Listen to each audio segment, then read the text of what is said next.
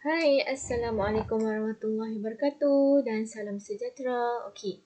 So hari ni kita akan sambung bab 7. Okey, bab 7 untuk tingkatan 5, tajuk dia ialah sukatan serakan data terkumpul. Okey.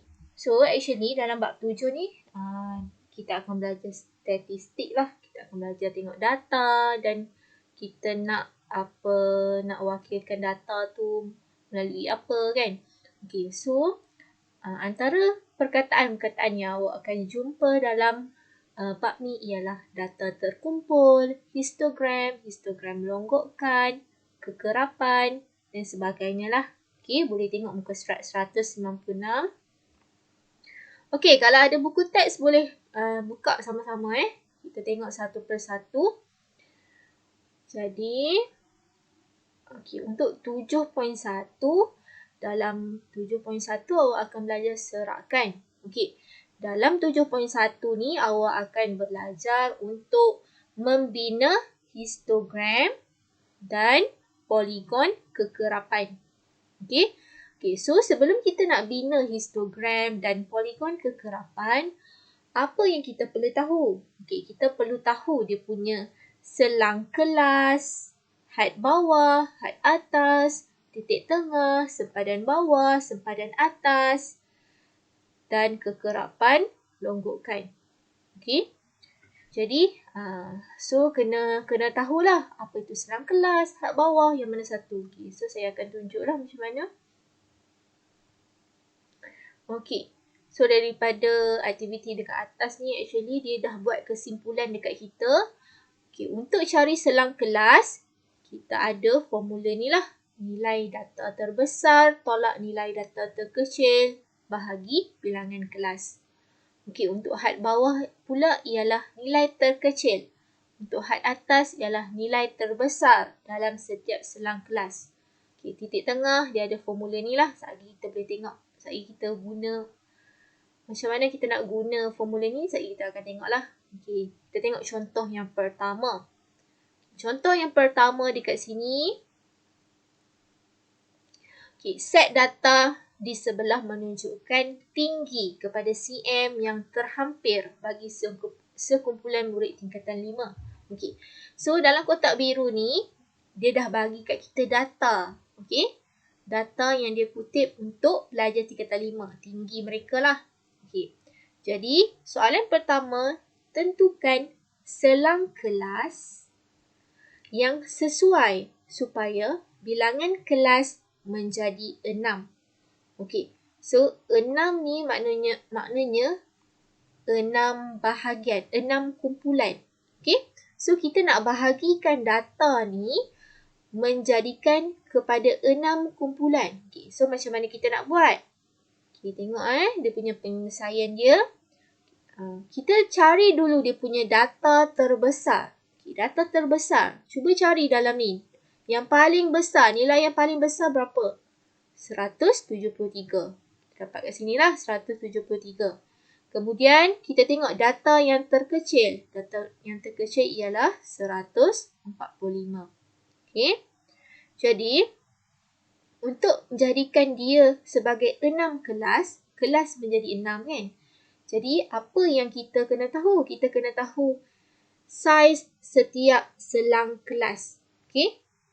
So, dalam setiap kelas tu, dalam setiap bahagian, dalam setiap kumpulan ni, ada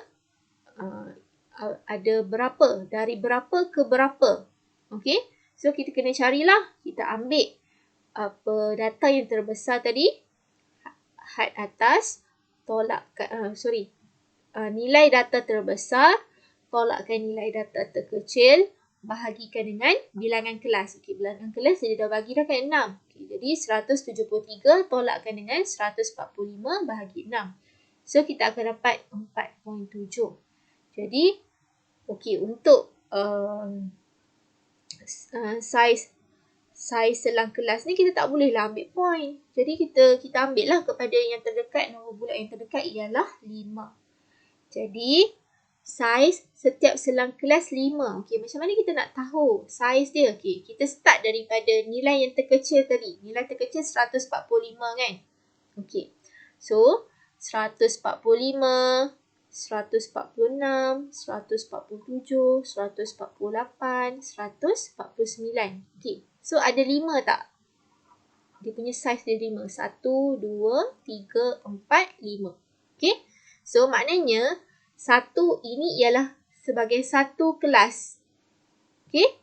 145 hingga 149 ialah kelas yang pertama lah. Okey. Okey, kemudian kita nak jadikan dia kelas kedua pula. So kita ambil lah nombor yang seterusnya. Lepas daripada 149 berapa? 150 hingga berapa? So kira lah 5 lagi. 150, 151, 152, 153, 154. Okey, ada 5 kan? Okey, so 150 hingga 154. Jadi next, 155 hingga berapa? Kira lagi. Lagi 5 kan? 155, 56, 57, 58, 59. 159. Okey, buat sampai habis. Sampai dapat 6 kelas. Okey. Jadi cuba tengok kat sini lah. Okey, maka selang kelas yang sesuai ialah 145 hingga 149, 150 hingga 154, 155 hingga 159, 160 hingga 164 dan seterusnya lah. So kita dapat 6 kelas. 1, 2, 3, 4, 5, 6. Okey? So macam itulah cara nak buat. Okay, settle untuk soalan A. Okey, cuba kita tengok soalan B. Soalan B, bina jadual kekerapan berdasarkan maklumat di A. Seterusnya, lengkapkan jadual kekerapan tersebut dengan had bawah, had atas, titik tengah, sepadan bawah dan sepadan atas. Jadi, dalam jadual tu mesti ada semua maklumat ni. Ada had bawah, ada had atas dan seterusnya lah. Okay, so macam mana kita nak buat jadual dia? Okay, kita dah cari dah untuk soalan A ni, kita dah cari dah dia punya selang kelas kan? Selang kelas dia yang ni lah semua ni. Okay, so kita isi je. Okay, untuk jadual yang paling kiri. Yang paling kiri kita isi jadual kelas kita. Selang kelas kita. Okay, so selang kelas kita tadi mewakili apa? Dia kata tadi mewakili tinggi kan? Okay, so tulislah dia punya kat atas dia ni. Tinggi dalam cm. Okay, so kita dah tulis dah kita punya selang kelas semua ni. And then kita tulis kita punya kekerapan. Okay, apa tu kekerapan? Kekerapan ni ialah kuantiti. Bilangan data yang ada dalam yang dibagi tadi. Dekat atas ni. Maknanya yang kelas pertama tadi 145 hingga 149 kan? Okay, cuba kira. Ada berapa? 145 hingga 149. Okay. Kat sini 145 ada. Okay, 1. Lagi? Ada lagi tak?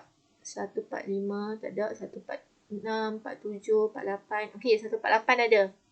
2. Maknanya ada 2 kan? Kuantiti dia ada 2. Kekerapan dia ada 2. So, tulislah 2. 2 dekat sini. Kemudian cari lagi. 150 hingga 154 ada berapa? Ada berapa bilangan dia? 150 hingga 154. Okey, 153 termasuk 1. Lagi 2. 3. Sampai 154 je kan? Okey, so 3. So isilah 3. Dan seterusnya lah. Okey, buat sampai habis. 155 hingga 159 ada berapa? Cuba kira ada 6. And then seterusnya sampai habis. Kemudian bila kita dah isi dah kekerapan kita, kita tengok. Kita isilah apa maklumat yang dia nak dalam soalan. Soalan nak apa? Had bawah. Okey, had bawah dia. Had bawah nak ambil yang mana? Had bawah ialah yang depan sekali. Yang depan ni Okey, isi je had bawah dia berapa? 145, kat sini pun 145. 150, sini pun 150. Okey, had bawah yang paling depan ni. Okey, kemudian had atas. Had atas yang mana? Had atas yang belakang sini. Okey, isikan 149, 154, 159 dan seterusnya. Okey. Okey, kemudian titik tengah. Okay, titik tengah awak boleh tengok balik yang dekat atas ni, yang warna kuning ni. Titik tengah macam mana dia nak cari? Titik tengah dia punya formula dia ialah had bawah tambah had atas bahagi 2. Okay. Jadi had bawah tambah had atas bahagi 2. Okay, contoh kita nak cari titik tengah untuk selang kelas ni. So kita ambil lah 145 tambah 149 bahagi 2. 145 tambah 149 bahagi 2. Okay, cuba tekan kalkulator, dapatlah 147. Okay. Untuk selang-selang yang kedua ni pula, 150 tambah 154 bahagi 2. Dapatlah 152. Okay, untuk yang ni 155 tambah 159 bahagi 2. Dapat 157. Dan seterusnya lah, buat sampai habis. Okay, so settle untuk titik tengah. Kemudian kita tengok sempadan bawah. Okey. Sempadan bawah awak boleh guna formula kat dalam kotak kuning yang dekat atas ni. Okey, sempadan bawah boleh guna. Ataupun kalau nak mudah, okey, kalau sempadan bawah. Sempadan bawah, kita tengok had bawah. Kita tengok had bawah dia. Kita kena tolakkan dengan 0.5. Okey. Sempadan bawah, kita ambil had bawah tolak 0.5. So kita dapat 144.5 lah. 145 tolak 0.5 dapat 144.5. 150 tolakkan dengan 0.5 dapat 149.5. 155 tolak 0.5. 154.5. Okey. So, untuk sempadan bawah, had bawah tolak 0.5. Okey, untuk sempadan atas. Sempadan atas, ambil had atas tambah 0.5. Had atas tambah 0.5. Okay, ini tambahkan dengan 0.5. Had atas 149 tambah 0.5 dapat 149.5. Yang ni pun tambah 0.5 dapat 154. Dan seterusnya lah. Okey. So dah lengkap dah lah jadual kita. Okay, buat sampai habis, sampai ke 6 kelas tu. Okey. Kita tengok contoh seterusnya.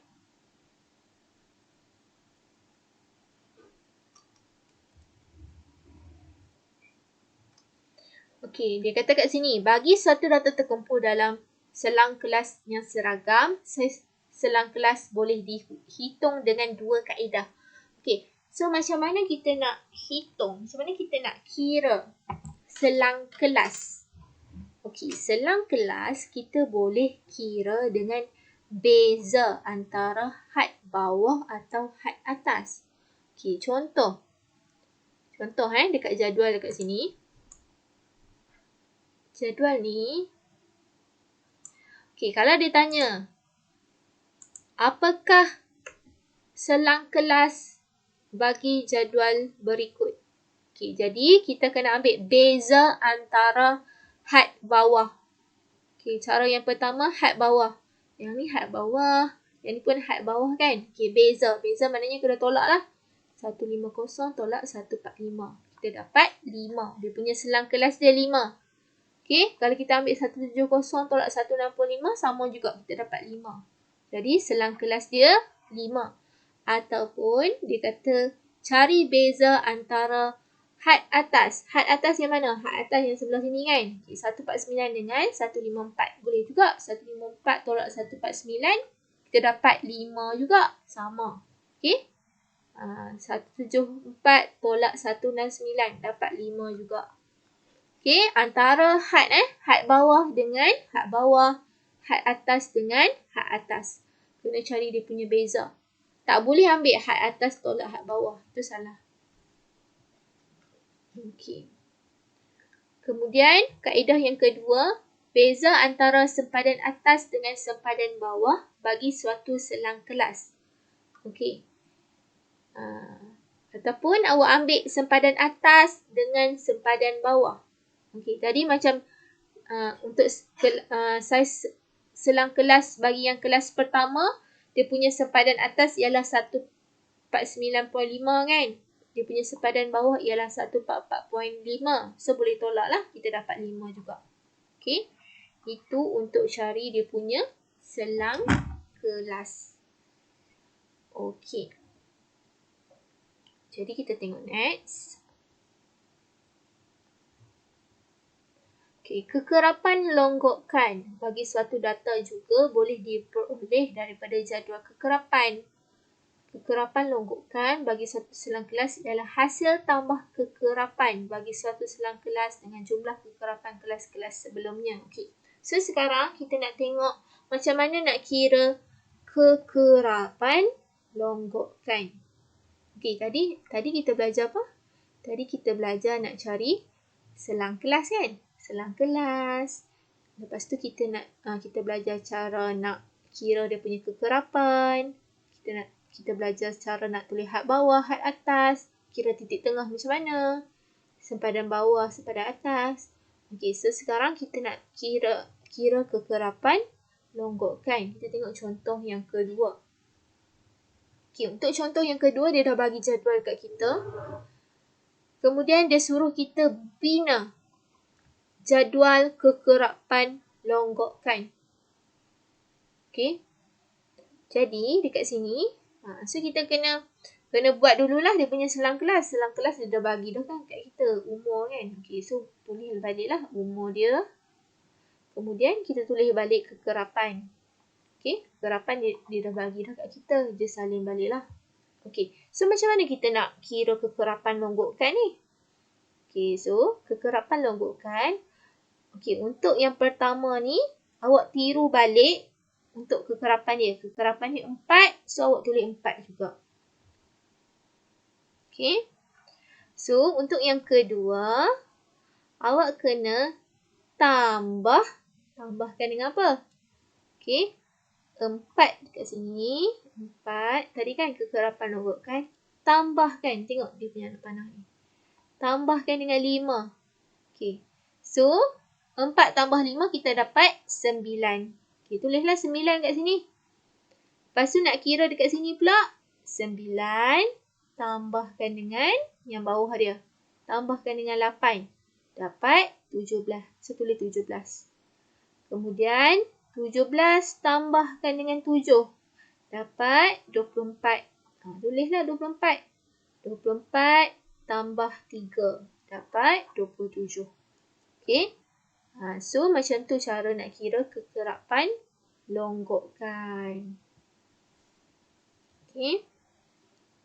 Okey, boleh faham tak? Tengok dia punya anak panah je. 4 tambah 5 jadi 9. 9 tambah 8 jadi 17. Dan seterusnya lah. Okey. Jadi, kita akan belajar histogram pula. Okay. Histogram ialah satu perwakilan grafik yang telah dikumpulkan dalam julat dengan menggunakan palang bersebelahan. Okey. So, histogram ni kita gunakan palang bersebelahan. Tinggi palang dalam histogram mewakili kekerapan suatu kelas. Okey, so kita nak tengok macam mana kita nak bina histogram. Okey. So, pertama sekali, cari sempadan bawah dan sempadan atas setiap selang kelas. Okey, tadi kita dah belajar kan? Sempadan bawah nak kira macam mana? Sempadan bawah ambil apa? Had bawah tolak 0.5. Kalau sempadan atas, had atas tambah 0.5 kan? Okey. Kemudian, pilih skala yang sesuai bagi paksi mencancang. Paksi mencancang macam mana? Wakilkan kekerapan pada paksi mencancang dan sempadan kelas pada paksi mengufuk. Okey, so kita ada paksi mengufuk dan paksi mencancang. Okey, paksi X ni ialah mengufuk kan? Mengufuk ini mewakili sempadan kelas.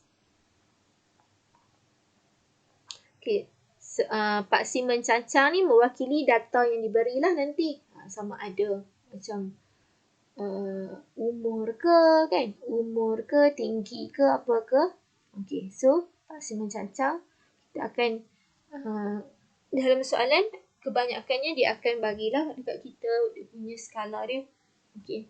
Jadi last sekali ialah lukis palang mewakili setiap selang kelas dengan lebarnya sama dengan saiz selang kelas dan tingginya berkedaran dengan kekerapan.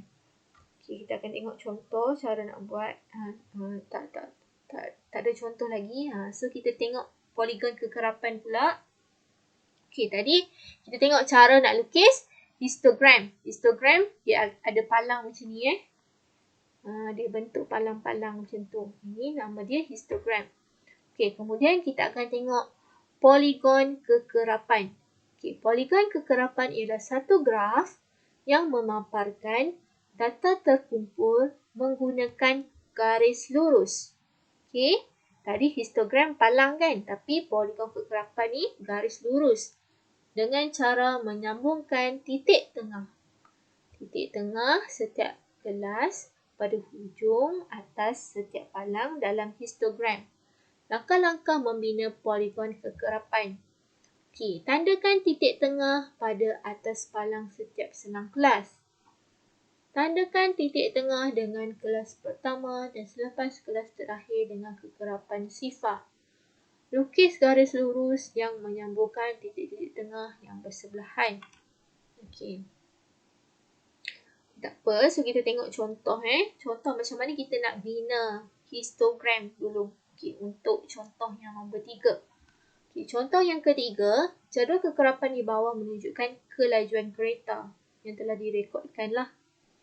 Okey, so dia suruh kita wakilkan data ni dengan histogram dan poligon kekerapan menggunakan skala 2 cm kepada 10 km pada paksi mengufuk dan 2 cm kepada 10 buah kereta pada paksi mencancang. Okey, dia dah bagi dah kat kita siap-siap dia punya skala. So, kita kena ikutlah. Okey. Jadi, pertama sekali kita dah ada data ni. Okey, kita nak bina histogram kan? Histogram dan poligon kekerapan. Jadi, apa yang perlu kita tambah untuk histogram ni? Okay, tadi dia kata kalau histogram kita kena cari apa? Kena cari sempadan bawah, sempadan atas kan? Okay, so kita carilah. Okay. Jadi, yang laju ni kita salin balik kan? Salin balik je dalam ni. Kemudian dia punya bilangan kereta ni ialah dia punya kekerapan. Kekerapan dia, bilangan dia. Kekerapan. So, kita salin balik. Lepas tu, okay, so kita cari titik tengah ni. Titik tengah ni guna untuk apa? Untuk poligon kekerapan kan? Okay, so tadi kita nak lukis poligon kekerapan, so kita kena cari titik tengah. Titik tengah macam mana nak cari? Had atas tambah had bawah bahagi 2 kan? Betul tak? Bahagi 2. So, had bawah tambah had atas bahagi 2 sama je. Okay. Had bawah tambah had atas bahagi 2. So, kita dapatlah 74.5. So, yang ni pun sama. 80 tambah 89 bahagi 2. Dapat 84.5. Dan seterusnya. Okey. Jadi, okey, kita cari sempadan bawah pula. Sempadan bawah tadi saya kata apa? Kalau sempadan bawah ialah had bawah tolakkan dengan 0.5. Okey, so 70 tolak 0.5 dapat 69.5. Okey. 80 tolak 0.5 dapat 79.5. Okey, untuk sempadan atas, had atas tambah. Okey, tadi ni tolak kan? Had bawah tolak 0.5. Tapi yang ni tambah 0.5. Had atas tambah 0.5. Okey, had atas dia berapa? 79 tambah 0.5 dapat 79.5. 89 tambah 0.5 dapat 89.5. Dan seterusnya lah. Okey. So, jadual kita dah lengkap. Kita dah ada maklumat semua ni. Okey. So, bila dah ada maklumat-maklumat ni, apa yang perlu kita buat? Kita boleh lukis teruslah kita punya histogram dan poligon kekerapan. Okey. So macam mana kita nak lukis? Dia dah bagi dah kat kita skala kan. Okey, 2 cm kepada paksi mengufuk dan 2 cm kepada 2 kepada 10 dan 2 kepada 10. Okey, so 2 cm tu apa? 2 cm ni awak cuba tengok garisan dalam graf ni yang terang ni, yang biru yang terang ni. Okey, daripada sini ke sini ialah 2 cm. Okey. So untuk histogram kita start dari dia punya sempadan. Okey, sempadan ni. Sempadan bawah dia. Sekejap histogram, dia punya paksi mengufuk dia. Okey, sempadan kelas. Okey, sempadan kelas kita start dari yang bawah ni lah. Okey, so ambil ni. Sempadan yang paling bawah kan? Sempadan bawah. Lepas tu yang paling tinggi ialah, sempadan atas dia ialah 129. Okey. Jadi kita start dari 69.5. So tulislah kat sini. 69.5. Kemudian apa? 79.5. Dan seterusnya lah sampai 129.5. Kat sini. Okey. Okey. Bila kita dah isi untuk paksi X dia, kemudian, okey, macam mana kita nak tahu dia punya ni? Dia punya palang ni sampai mana kan? Okey, so palang ni mewakili dia punya kekerapan. Okey, tengoklah 5. 5 kan? So kiralah 5 berapa? 5 sampai sini lah. Okey, so buat palang. Kemudian 10. 10 dekat mana? 10 sampai sini. 10 kat sini. Okey, buat lagi palang. And then 20. Okey, buat lagi palang 20 kat sini. Kemudian 30, 25, 10. Okey, selesaikan. Okey, palang kita bukan macam bar chart tu histogram dia kena rapat-rapat macam ni. Okey. Okey, so selesai kita punya histogram. Dan jangan lupalah tulis dia punya apa ni. Okey, ini mewakili laju kan tadi? Laju dan bilangan kereta. Okey, laju dan bilangan kereta. Kena tulislah. Okey. Jadi, untuk poligon kekerapan, okey, kita dah lukis dah kan tadi histogram. Okey, poligon kekerapan kita kena ambil titik tengah dekat bar dia. Dekat palang dia tadi kan. Okey, so kat mana titik tengah dia? Okey, tandalah titik tengah dia kat mana? Kat sini kan titik tengah. Titik tengah dia. Okey, tandakan dekat tengah-tengah dia. Okey, so sebelum 69.5 ni kita tak ada kan kegerapan dia. Okey, tulis sifar lah kat sini, sifar. Okey. Lepas daripada 129.5 ni pun tak ada. Okey, tanda kat sini juga. Okey. Jadi poligon kekerapan ni ialah graf garis lurus. Bukan graf garis lurus. Graf, betul lah, graf garis lurus yang disambung melalui titik tengah. Okey. So tadi kita dah tanda titik tengah kan? Okey, just sambung je lah. Okey, ini kita namakan dia sebagai poligon kekerapan. Sama je dengan histogram tapi dia guna titik tengah. Okey, lebih kurang je. Okey. Okey, poligon kekerapan juga boleh dibina tanpa perlu membina histogram terlebih dahulu. Okey, contohlah kalau soalan tak tanya histogram. Okey, soalan dia tak tanya histogram. Tapi dia tanya poligon kekerapan terus. Awak tak payah lukis histogram dulu. Terus je lukis poligon kekerapan. Jadi dekat paksi X ni awak guna dia punya titik tengah lah. Okey. Okey, titik tengah dia bermula daripada apa? Kat sini kan 74.5, 84.5. So 74.5, 84.5, kemudian 94.5. So tanda je lah. Tanda-tanda, lepas tu nanti gariskan. Ikutlah. Okey. Langkah-langkah membina poligon kekerapan daripada jadual kekerapan. Tambah satu selang kelas sebelum kelas pertama dan selepas kelas terakhir dengan kekerapan sifar. Cari titik tengah setiap selang kelas tersebut. Pilih skala yang sesuai. Tandakan titik tengah dengan kekerapan. Sambungkan titik. Okey, macam ni. Okey, tengok contoh 4. Dia dah bagi dah kat kita jadual ni. So, untuk poligon kekerapan, apa yang paling penting ialah dia punya titik tengah. So, carilah dia punya titik tengah kan. Okey, 45 tambah 49 bahagi 2 dapat 47. Dan seterusnya lah. Okey, so paksi X dia akan guna titik tengah. Okey, dia akan guna titik tengah. Jadi tandalah 47, 52, 57 dan seterusnya lah. Okey. So, cuba tengok dekat sini. Dekat sini dia bermula daripada 50 hingga 54. Okey. Tapi dekat sini kita ada 45 hingga 49. Dia tambah lagi satu selang kelas. Satu selang kelas sebelum dan satu selang kelas selepas. Last sekali. Dia tambah lagi.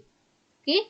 Sebabnya kita punya poligon kekerapan ni tak boleh tergantung lah. Dia kena sambung dekat kosong dekat bawah ni. Okay, so sebab tu kita tambah lagi satu selang kelas untuk jadikan dia kosong. Okay, so kita dah ada di tengah dia ni. Isi je lah. Okay, plot dan sambung. Okay, yang ni ikut dia punya kekerapan lah. Kalau 2, 50, dekat titik tengah 52, dia punya bilangan dia 2. So, tandalah kat sini. 57, dia punya kekerapan dia 3. So, tandalah. Okay.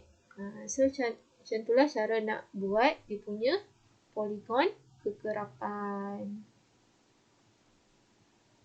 Okey, sampai situ saja untuk video kali ini.